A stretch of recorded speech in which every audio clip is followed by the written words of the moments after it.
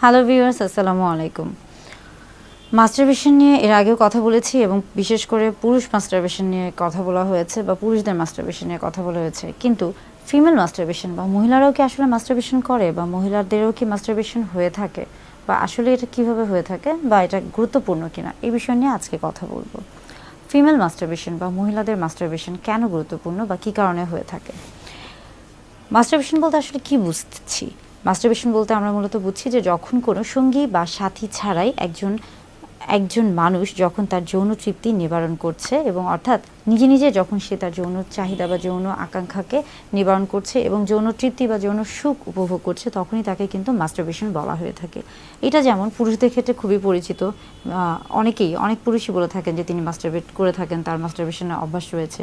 তেমনি আবার মহিলাদের ক্ষেত্রেও দেখা যায় যে মহিলারাও কিন্তু মাস্টারবেশনের সাথে পরিচিত, কিন্তু মহিলাদের ক্ষেত্রে জিনিসটা অন্যভাবে কাজ করছে। যেহেতু পুরুষদের ক্ষেত্রে পুরুষাঙ্গটা শরীরের বাহিরের দিকে অবস্থান করছে, এই জন্য তাদের ক্ষেত্রে কিছুটা সহজ হয়ে থাকে বা কিছুটা তাড়াতাড়ি হয়ে থাকে। কিন্তু মহিলাদের ক্ষেত্রে মহিলাদের জননাঙ্গ বা মহিলাদের প্রজননতন্ত্রের বেশ কিছু অংশই কিন্তু শরীরের ভিতরে অবস্থিত, এবং শুধুমাত্র দেখা যায় যে আমরা বলে থাকি যে ক্লাইটোরিস, এটা যেমন বাইরে থাকে, বা লেবিয়া মেজোরা মাইনরা, এই যে অংশগুলো, এগুলো যেহেতু বাহিরে থাকছে, এই অংশগুলোর সাহায্য নিয়েই কিন্তু মহিলারা তাদের মাস্টারবেশন করে থাকে বা তাদের যৌন তৃপ্তি বা যৌন সুখ এটা একাই তারা লাভ করতে পারে। এই ক্ষেত্রে তারা মূলত দেখা যায় যে ক্লাইটোরিসের এই ক্ষেত্রে একটা বিশেষ অবদান রয়েছে, এবং অনেক সময় অনেকে বলে থাকেন যে আসলে যে সকল মহিলারা মাস্টারবেশন করে থাকে তারা আসলে হয়তো বা ভালো না, বা তাদের আসলে কোনো সমস্যা রয়েছে। মানে আমাদের চারিপাশে এই ধরনের কিছু কথা শোনা যায়, বা বেশ কিছু আমরা বলে থাকি যে কুসংস্কার রয়েছে। আসলে পুরুষদের ক্ষেত্রেও মাস্টারবেশন যেমন স্বাভাবিক, এবং এটা কি স্বাভাবিক একটি প্রক্রিয়া। একটা সময় এটাকে খুবই অস্বাভাবিক বা খারাপ হিসেবে ধারণা করা হতো, কিন্তু আস্তে আস্তে এটাকে কিন্তু বর্তমানে বিজ্ঞানে এটাকে কিন্তু খুবই স্বাভাবিক একটি প্রক্রিয়া বা স্বাভাবিক একটি বিষয় হিসেবে ধরে নেওয়া হচ্ছে। তেমনি মহিলাদের ক্ষেত্রেও কিন্তু পুরুষদের পাশাপাশি মাস্টারবেশনের যে অভ্যাসটি রয়েছে এটা একটি স্বাভাবিক প্রক্রিয়া, এবং মাস্টারবেশনের ফলে আসলে বেশ কিছু আমরা বলে থাকি যে যখন এটা অতিরিক্ত আকারে না হয়ে থাকে, অর্থাৎ যখন এটা আমরা বলে থাকি যে যখন এটা একটা নির্দিষ্ট সীমার মধ্যে থেকে থাকে, তখন এটা কিন্তু বরং শরীরের জন্য ক্ষতিকর তো না, বরং আরও উপকার হতে পারে। কিভাবে?